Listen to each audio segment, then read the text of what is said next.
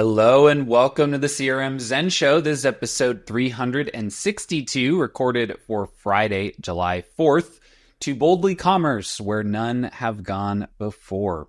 With Zenatta Consulting, my name is Tyler Colt. And I'm Greg Belnap, and let's get right on into the show. I did that intro weirdly. It threw me off there at the end. I forgot a couple things. This is where we talk about all things Zoho. You know, the tagline didn't make it in on this one, so hope the listeners will forgive me.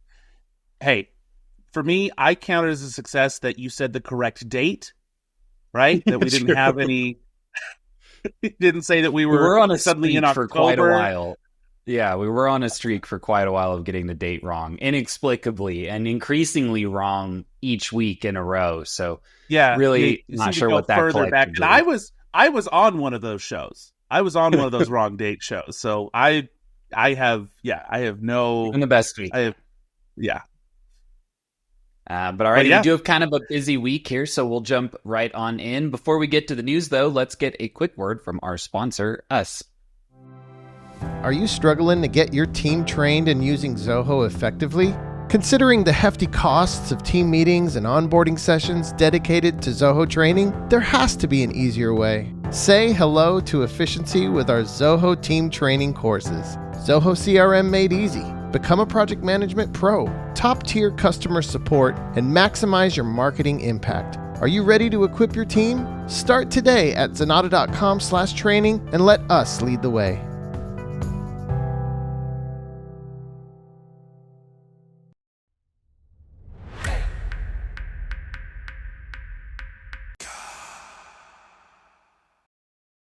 All right. So jumping on in, we do have kind of a big one out of the gate here. Zoho Commerce 2.0 getting a launch here. So as we know, Zoho sometimes likes to do numbered releases. Oftentimes they don't. But in this case, it's a pretty big rebuild for Zoho Commerce. Not going to go through all of it. I do recommend, if you're interested, check out the newsletter, be able to link through to all of these stories. But Zoho Commerce, of course, is Zoho's website builder that's designed for e-commerce, so separate from Zoho sites. What they've done here really is added a bunch of new tools, so things like cart recovery, wish list, loyalty programs, more workflow automation, kind of custom notifications and things like that.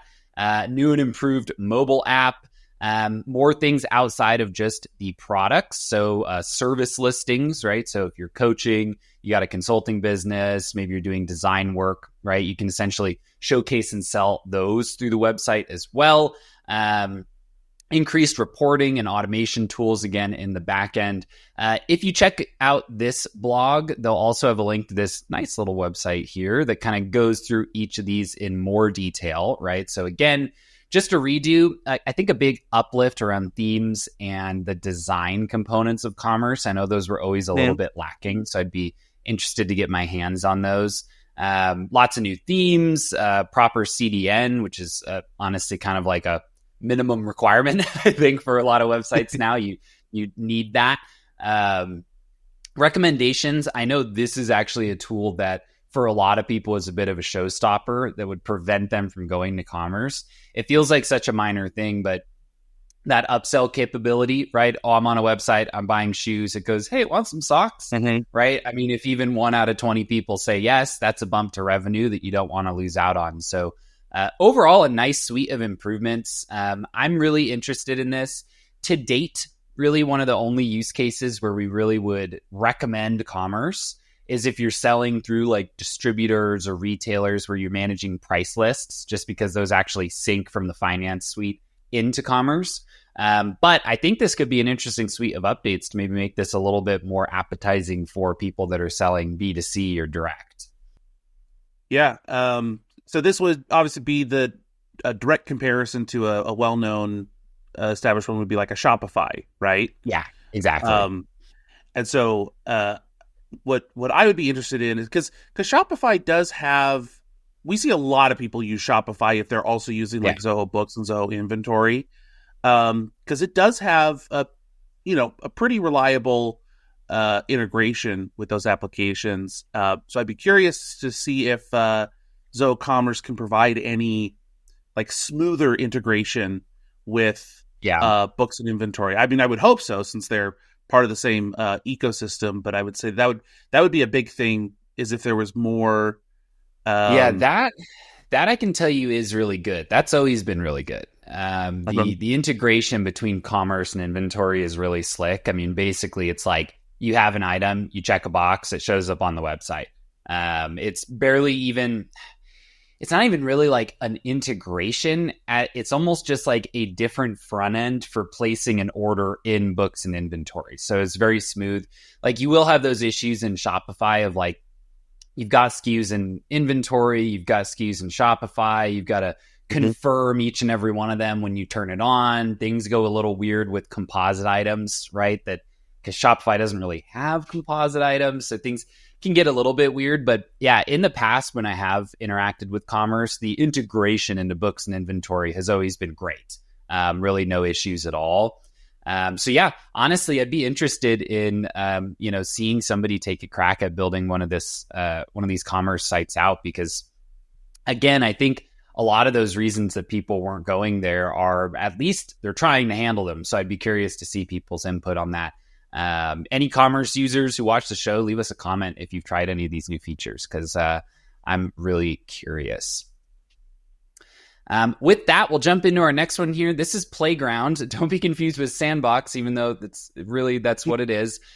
This is inside of Zoho Desk. They've rolled out Playground. This is a exclusive test environment specifically for testing out Zia. So we've covered over the last maybe 3-4 months, a bunch of updates to Zoho Desk kind of centered around Zia. So being able to grab content from your knowledge base, write ticket responses, evaluate content, rewrite your emails, predict things, right? But there are a decent amount of people that they see these AI tools and they're like, yeah, that's cool and all. But I read that article about Canadian Air getting someone basically breaking their chatbot to give them free flights. And I'm a little bit worried, right? If I'm going to set this thing loose. So really the main difference here is this is like a specialized sandbox, kind of very specifically designed to help you train with the prediction and usage of the AI tools. I actually do think it's a pretty good idea, just because, again, like, a lot of these things are going to take some level of training. Like, if you have an AI, or really in terms of like a prediction engine, more of just like a machine learning tool, it's not going to get everything right away. You have to give it lots of feedback and input and responses. And so it seems like this is kind of a dedicated environment to try to accomplish just that, right? Give you a place to play around with these AI tools, not setting them loose on all of your users and potentially causing issues if they're not quite ready to go yet. Gotcha. So it looks like for our YouTube viewers that on the, there's some screenshots of the prediction results. So it looks like when you turn on Playground, if I'm understanding this right, it's going to say what it thinks the answer to your question is. Yep. For example, it looks like they have they're asking Zia to understand what the main problem of a ticket is for, looks like maybe like a stereo company, where the problem could be display, audio, or batteries. And it's giving like an accuracy score. I assume that accuracy score is Zia saying how confident it is. Yeah. That's what the problem is, I assume. Probably. That's what I'm assuming there, yeah. Yeah, if it doesn't predict it incorrectly, it'll be indicated with a confidence score. So that's basically how confident it is that it's gotten a prediction correct. And it looks like what you can do is, when the prediction comes in, you can do some annotation to try to mark like where the actual answer would be. You see like there's like a little tiny, it's very, very fine print on there, but it's like it says like help improve the model's accuracy by annotating the correct field values. So I guess you could click on that and then say like, hey, I'm highlighting this word here. This is the word you should be looking for to indicate that this is a battery problem or a display problem or whatever. Yep. Yeah, and you can kind of see here if you look at the content that they're testing on, like the one with the high accuracy score, it's pointing to the problem being battery related. It's like, yeah, it says the battery saver mode, right? So you're seeing things specifically about battery. Where this one down below that's a little bit more generalized, it's guessing that it's an audio issue, but it's like, I'm not really seeing anything that's super clear here, right? So just in these two tests, the accuracy scores seem to line up. So will be very interesting to play around with these. I mean, honestly, this is kind of level 1, right? Where it's doing some of this predictive analysis. I think where a lot of people are going to want to go is that level 2 of like, it's grabbing knowledge-based articles and writing responses, right? Like that's where you really start to get into massive time saving. Because realistically, for being candid, a human being can look at these tickets and very easily categorize them, right? You're saving maybe 5 seconds. Writing an entire response, now you're saving me a couple minutes, right? I'm starting to get a lot more interested. So excited to see these roll out. I do really like this premise, though, of like, let's give a dedicated place, turn on all the AI tools, and let people goof around with them in a risk-free environment. Because I think there is a decent amount of trepidation around customer support and the accuracy of AI. Because you just, you can't give someone wrong information. It's just kind of an unacceptable thing. So interested to see where that goes. I guess where like something like this, like the ticket classification, is that if you wanted to see that Zia can reliably identify tickets, if you wanted to be able to kind of compartmentalize your support people into kind of specialized sub-departments, as it were. So it's like, oh, this is a battery issue? You got to give that to Doug. Or, oh, this is an audio issue? Give that to Sarah, you know? Yeah. I think it would tie in well, like you're saying, because in Desk they have the skills, right? You can create skills. You can associate skills with users.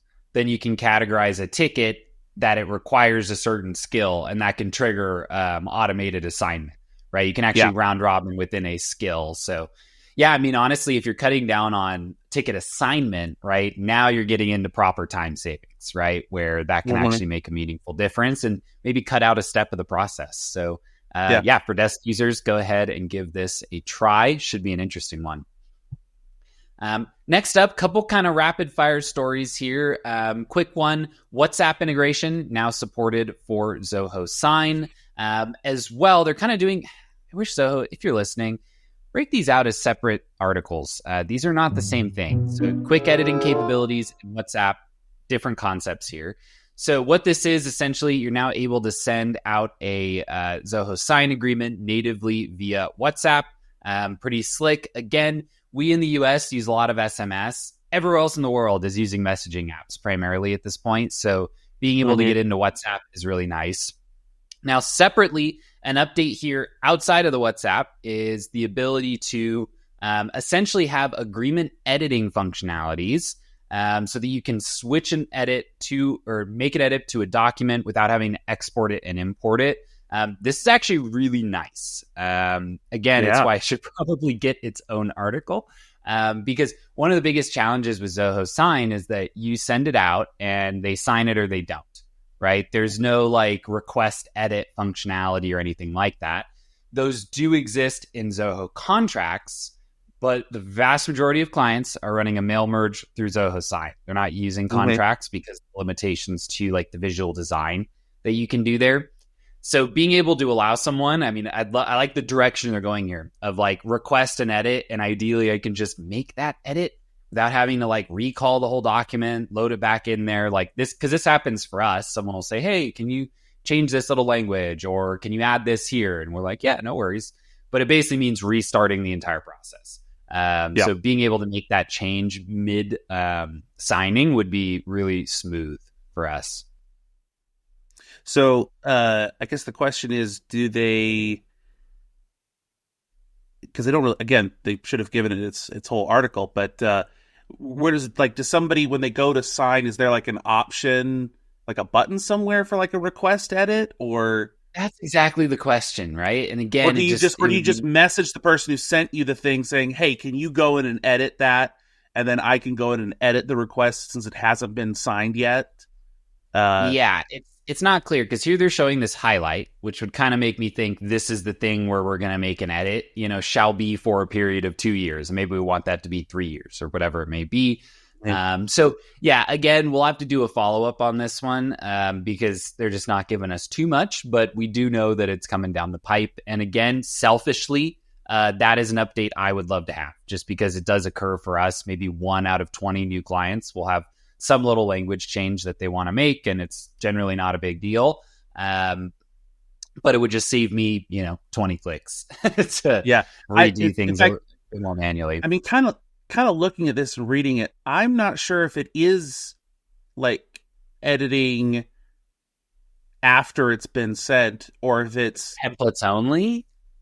Well, I think because like if I'm looking at the screenshot, it's a screenshot of the, after you've uploaded the document, because normally you upload a document in there and it might be something like a PDF or a or you could a Word doc or something like that, but usually it's like a PDF. So I feel like what they're doing is they're saying like, hey, after you've uploaded this PDF, we're going to allow you to be able to do some like text recognition stuff, and if you wanted to change elements of that PDF in the like sign editor before you send it out, you can do that. So I don't know if it actually will allow like quick and easy changes. Like you could probably just go to the document request, clone it, and then edit it instead of having to upload a whole new document. So it still would be easier, but I don't think it's quite the same as a full like change request kind of process. Yeah, that we were hoping for. Yeah, it will be interesting to see. I mean, again, anything would be better than what we have, which is no changes at all. Exactly. But yeah, I'm seeing what you're saying. This is kind of the pre-sending section. So we'll have to wait and see. Keep an eye on the show. We'll update that one when we get more information. Next one here, just a quickie for the nerds in the room. Contracts. Zoho Contracts now has an API for importing contracts. Really, the main time that you'd likely be doing this is if you're migrating over to Zoho Contracts. One of the thing about it is it's more than just a tool to send out a new contract. It also stores and manages all of them, and you can set like expiration dates and get reminders, right? So if a contract is coming due for some type of renewal, right, it kind of manages contract life cycle. So if you're using a tool to do that now, there would actually be a good reason to move everything over. Where in Zoho Sign, you'd probably say, oh, you're in DocuSign, just back up everything and park it somewhere, you're good, right? Because it's not doing those types of workflow management steps. But now you'll be able to run would need to be done with a function. Doesn't look like this can be done manually. It's just with an API. But you can now set up that you're going to import all of those old contracts via the API if you are going to migrate over to Zoho Contracts. Always happy to get a API access to something. Yeah, why not? Why not? Nice thing is too here, I mean, it's for an import, but I would assume if I did need to create one manually and I just wanted to do one, I could probably use this tool, right? So as part of an automated process, I could import one draft contract, right? As part of an automated flow. So you could kind of use this in a couple different ways. Mm-hmm. Next up here, again, quick updates here for Bigin. Been a while since we've talked about Bigin. They seem to go in streaks with this application. So one, enhancement to workflows. So we're going to be able to trigger workflows when a specific field is modified to a specific value. Longtime CRM users, this probably looks very familiar to you. This is essentially just a more granular ability to trigger a workflow. So rather than saying, hey, when a deal is created or edited generally to match a criteria of stage equals 1, I'm saying when the stage field is updated to 1, do this thing, right? So again, functionally very similar, but definitely a best practice to use these now that they are available. We've also got description fields being supported for task automations. Again, seems minor, is pretty reasonably important because what you oftentimes do is have a task and pre-fill some type of description with like the instructions, right? Go here, do this thing, check this box, be aware of this. Previously, when you're automatically creating a task, you just couldn't fill in anything in the description. So much better to be able to do that. Owners being assigned based on whether or not they're logged in, good for like time-sensitive deals. Adding tags in a scheduled action. I mean, again, there's a lot of these here. Really, a lot of these feel like things that we're kind of missing, like all things that you could definitely do in CRM, but not in Bigin, but where there's really no reason that they shouldn't be supported, right? If you can add a tag immediately, why can't I add a tag tomorrow, right? It's the same thing fundamentally. So nice there. And then some changes to the associated products. This is something that they do inside of Bigin. The deal will have this kind of pre-built subform for associated products. They're now supporting a percentage or fixed amount discounts. Really nice. So you'll be able to turn those on essentially or turn them off based on your needs. You can add a user lookup field as well. So if you had like different people who might be responsible for different product fulfillments, you can kind of link them and store that data. So nice updates overall. I mean, Bigin, really great tool. A lot of people actually use it kind of as an extension to CRM just to get access to the mobile app for doing some of that basic deal management.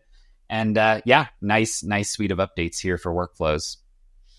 The path continues of CRM and Bigin slowly kind of they tend to kind of weave close to each other about like, are they the same app? No, not quite. Yep. Oh, they're getting pretty close. Not quite. Yeah, it's a little bit at this point, there's very little. A little bit like separate campaigns and marketing automation as well. Just kind of like, yeah.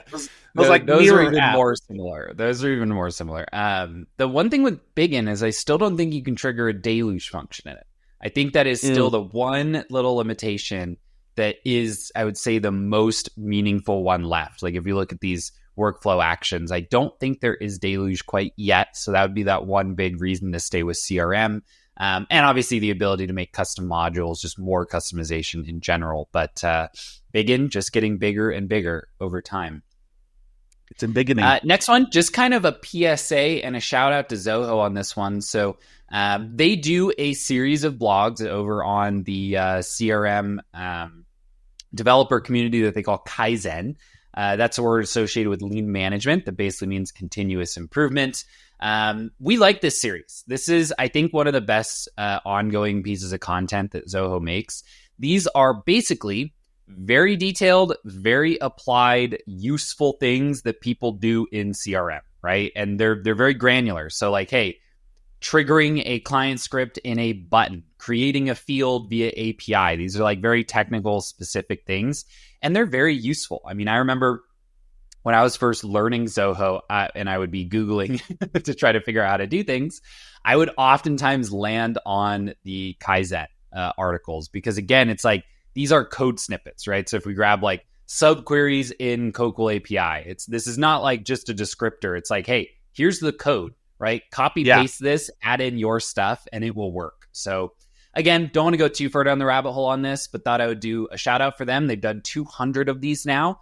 And a bit of a PSA for those who may have not seen this series before, because it is very good, very applied, and pretty darn useful. Yeah, it's a great resource for if you're on the Deluge learning journey. Lots of like practical applications that because like especially with 200 now, you could easily find probably 24 of these topics are like directly tied to whatever your business is doing. So yeah, exactly. Definitely worth checking out. Absolutely.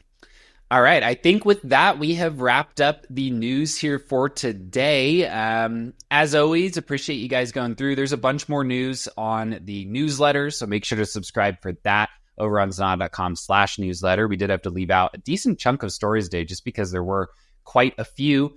Make sure, as we're going to jump into our next sections, leave a comment down below which story is most interesting for you. Always curious to kind of get a pulse, right, in terms of what people are finding valuable. So with that, I think we're ready to jump over to our code share of the week.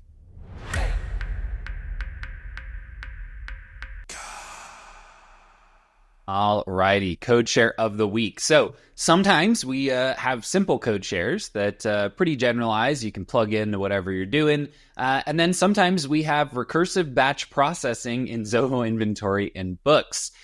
This was one that Greg and I had to think through a bit in terms of specifically the use case around this. So Greg, you kind of want to walk us through what we're doing here with recursive batch processing? Yeah. So essentially what's happening, and Alex, one of our senior devs here, came up with this, provides kind of a description of like, this is not just a one spot you're going to put a piece of code and then you're done. You have to set up a bunch of settings around it to get this to work. But essentially this would be if you have a custom view in Zoho books or inventory, let's say on your products, right? And you have a function that you need to run on every single one of your products within a particular custom view. And maybe you've got thousands and thousands of products, and you gotta, and this thing needs to run, I don't know, every day. It's got to run through all of your products, and you are worried about hitting API limits where you can only make 100 API calls in a minute for any Zoho books or inventory endpoint, or else you'll get locked out for, I can't remember if it's like 2 minutes or 30 minutes, but you'll get blocked out for a period of time. So what this does is, by using a custom field like a checkbox to act as like an initial trigger, you can write a piece of code that would run on a given record. Then it would grab a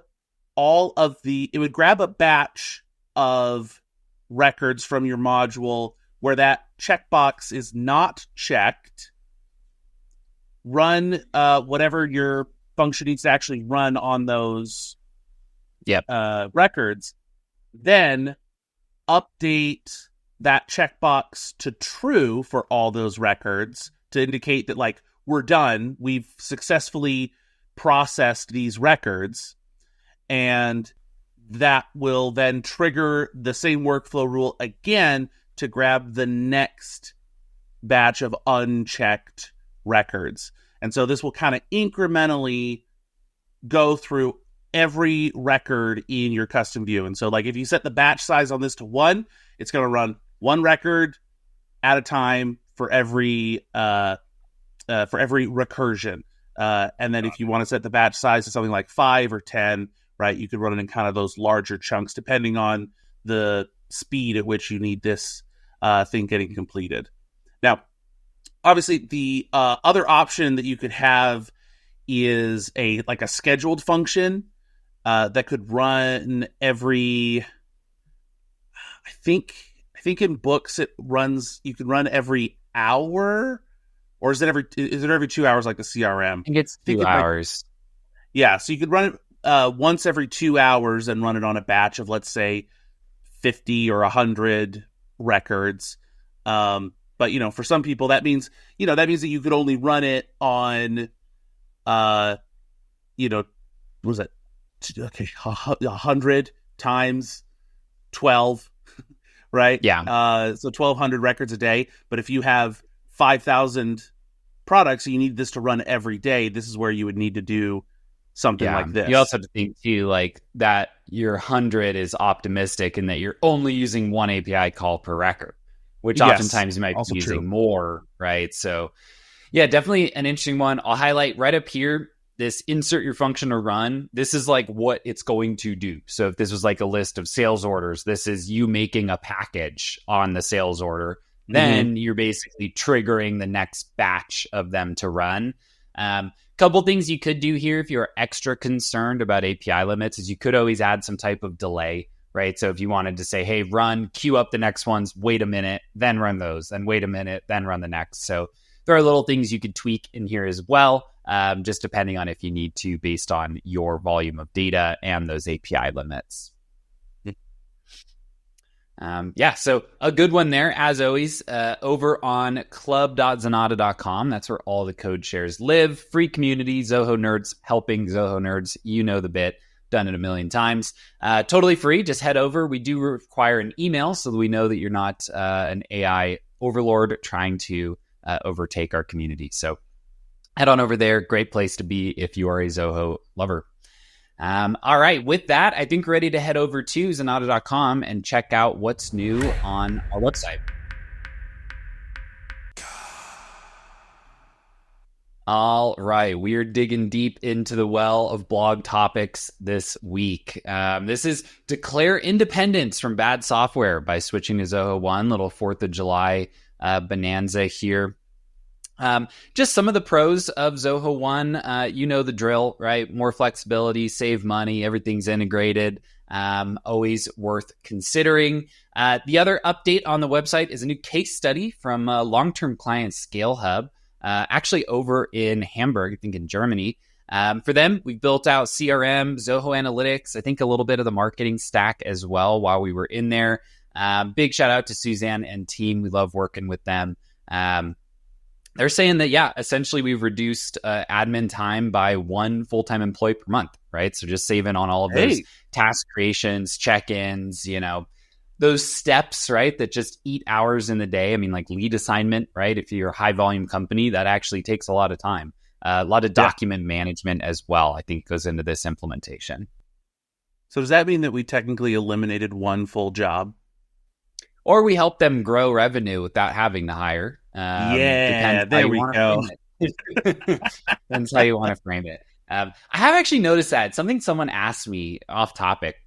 I was explaining to one of my friends kind of what we do and everything. And they're like, oh, do people plug you in and then lay people off as a result? It's like, not really. Because generally after they plug us in, the Zoho licenses increase. Like they're able to grow or do more things. I think most businesses don't want to do the same amount of stuff. They actually want to do more stuff, and they just put their employees on better things to do, right? Like if you don't really want employees sitting there looking at every lead that comes in and then assigning them based on availability. It's like, that's not what a human needs to do. It just feels wasteful. Yeah. Yeah. Like they've got a human brain. They can do much better stuff than that. Interesting comment, Greg, but I've actually think it's a lot of times the inverse. Otherwise, a lot of our Zoho licensing would go down, right? I mean, it would be less people on the tool. So it's true. But yeah, definitely an interesting one. Big shout out to Suzanne and team. Always appreciate when our clients participate in our case studies. With that, I think we're ready to jump over to YouTube and check out our tips of the week.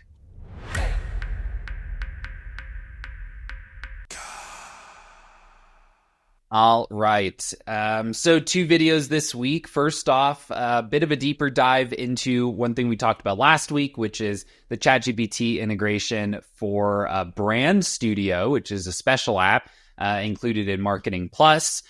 This essentially will help you create and deploy multi-channel marketing campaigns, gives you multiple variations of them. Pretty cool overall. Bit of an update from last week when we talked about this. I wasn't sure at the time about Brand Studio and Zoho One.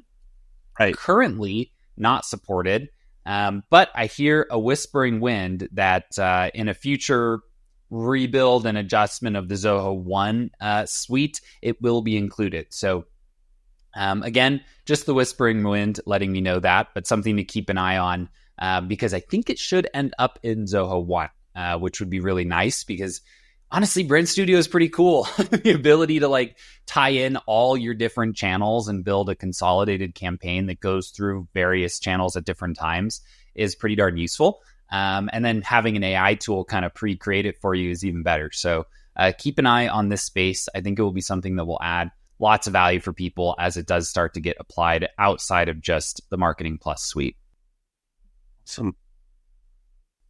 And then next one, I'm coming for the crown, Greg. Some of our viewers' favorite videos on our YouTube channel are some of Greg's old Deluge tutorials. I do still recommend watching those. We actually had someone leave a comment that we were referencing that series and saying, hey, always a good watch as well. I do agree. I think yours is kind of fundamental. What I do here is basically go through kind of a simple script where we're going to start in a deal. We're going to get the related contact, and then we're going to apply the lead source from that contact into our deal. So kind of just went through the new editor and show exactly how that works. And then at the end, we just demo it and make sure that everything works as expected. So definitely a good one here. Deluge comes up all the time in Zoho implementations, and we find a lot of value in it for our clients. So do recommend learning it. It's not that bad. You can learn stuff like this. I promise. If I could learn it, you could learn it. So do give it a try. Go ahead. No, I was going to say I'm very appreciative that you would that you did carry the torch and continue some Deluge stuff. It's good to see it in more applied settings. Also, I haven't my tutorial is still using like the old Deluge editor, which is good to be able to showcase the new Deluge editor in the latest CRM update. I know we can properly pretty our JSON now without having to copy paste it all into a third party. So that is very nice.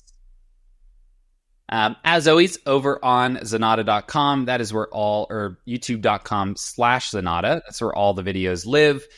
We make a boatload of content, trying to put out 2 tip videos a week, the CRM Zen Show, some kind of guest webinars as well. So make sure to head on over there, subscribe if you're interested. We'd love to have you as a part of the community. I think with that, we've wrapped up here for today. The show went longer than I thought. I thought we were going to blast through some of those stories, but we ran our mouths for, I think, a proper amount of time. I can't help it. Yeah, that is true. That is true. But before we actually wrap up the show, I've just remembered we have a question of the week. So let's run that as Oz intro.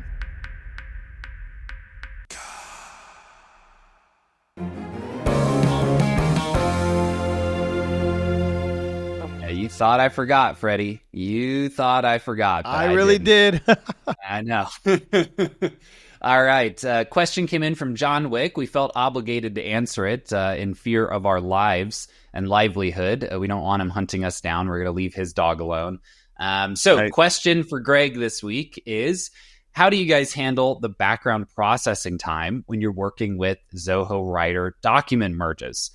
When using the Writer API, it gives you a status URL for the document processing. How do you handle that? So it is a good question. And I tee it up for you, Greg, our consummate head chef of all things Deluge code.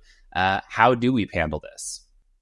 Yeah. So what Mr. Wick here is talking about is if you're using the Zoho Writer API, there are some API endpoints when you're merging a document that are what we call synchronous, meaning that I make the request to Writer and I'm going to wait for Writer to give me an answer back with the completed merged document, or letting me know that my merged document was like sent or emailed. Got it. Like the original, if you look at the API docs, there's a version 1 of Merge and Store. That one was a synchronous one where it would store it, and once it was uploaded into WorkDrive or wherever you were putting it, it would return like the location to you in the response to that API endpoint. Zoho Writer team figured out that more often than not, merge files can get pretty large, so they wanted to switch to an asynchronous version. Asynchronous just means that I make the request to Zoho Writer, and rather than Writer making me wait until it's done doing its stuff, Writer kind of creates like a ticket or a job and hands me back that job information, which I could then... it's like a big batch exports from analytics if you're getting from a table, and it's got to prepare you like 150,000, 200,000 rows of data. It's like, look, man, here, take a ticket, take a number and wait in line, right? Yeah, and then check back later on this number. Because, it's like, I can't prepare you 500,000 rows of data immediately, right? I might need 90 seconds, right, to get that. Okay, so similar idea. Exactly. Yep. And so there's 2 ways that you can handle, doing something with the completed job, and that's either by using that status URL that it gives you. So depending on where you're coding, so if you're coding in something like a JavaScript or maybe PHP, Python, something like that, where you have access to a reliable like delay function of some kind, you can put in a delay and then make an API call to that status URL, and it will tell you whether the job is queued up, in progress, or completed. If it returns that either the in progress or queued up, you just need to delay again and keep going and kind of have it like as a So while loop. Checking the response. If status is in progress, delay again, right? Reach back in and get it. If status is completed, get what I need and move on. Exactly. However, if you're working in Deluge doesn't have a reliable built-in delay function. It also doesn't have while loops. So you would have to just guess how long it's going to take and, set something up. Not very reliable. So for example, the Merge and Store V2 API, in the parameters, you can pass in this parameter called webhook info, where you can, at the same time that you're submitting the job of, I want you to work on this merge document, and put it in work drive somewhere, you can also say, hey, here's a URL that I would like you to post a message to once the job is done. And a lot of times what we'll do is we'll set up either a standalone serverless function in CRM and, enable the calling via API key, or you can set up a webhook listener in Zoho Flow. And then once you get that URL associated with either that standalone function or that Zoho Flow webhook listener, the Flow one's a lot more common to use. You pass in that Zoho Flow endpoint inside of your initial Zoho Writer API request, and Zoho Writer will hit that Flow endpoint for you once it's done. And so then you can run any additional processing on the Zoho Flow side with the completed document. Got it. Okay, slick. So you're kind of building an assembly line, basically, right? We're going to start here. I'm going to hand you what I need, and you're going to give it back to me over here so that I can then carry it forward. Yep, exactly. Got it. Okay. And what's the runtime limit in Deluge? Because the one thing we do want to be careful about, if you are going to try the wait and check again, is a single Deluge function times out in 5 minutes, right? So you would... Yes. If you're doing a lot of this and it's really heavy, you would definitely want to go with the 2-part approach where it's going to post a webhook somewhere. If it's a relatively quick document, you've tested a lot, you're like, it never takes longer than 30 seconds. Go ahead, maybe just do a wait and then proceed as you'd like. But if you're taking 4 30-page documents and merging them or something, right? Or and then combining them after the fact, it's go ahead and just break it out into multiple steps so that you don't get timed out on. Yeah. Well, the other thing that you have to watch out for is even the delay within the function that you want to do, because like I said, there's no native delay function in Deluge. So usually the workaround that we have is we might find a public API that has a post endpoint where you just pass it a number and it will give you a return message in, X number of seconds. Something to note for that is that any API call inside of a Deluge function must return a response within 30 seconds, or else the function will fail. So you can't put in a delay of 2 minutes. So you can't tell the API endpoint hey, return me a message in 2 minutes, because Deluge will say hey, this thing took too long to give us an answer. We're cutting it off here because we don't want to get stuck here forever. So got it. That makes sense. Okay, nice answer there. Hopefully John Wick will show us some mercy as we have helped him. I'm thinking he's back. Yeah. All righty. With that, I think we're ready to wrap up here for the show this week. Thanks, as always, for joining, Greg, and thanks, everybody, for watching. As always, if you want to get in touch with myself or anyone on the Zenatta team, just head on over to Zenatta.com and click on Book a Meeting.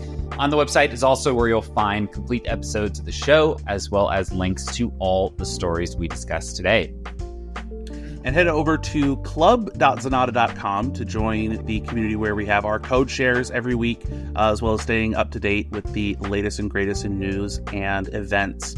And if you want to get your team trained up on the core Zoho apps in less than a week, head over to zenatta.com/training, where you can get your team all up to date on the CRM, desk, projects, and more. And as always, we always appreciate when you like and subscribe here on YouTube, as well as your choice of podcast app. We will see you next Friday. The CRM Zen Show was produced by Podcaster Zen.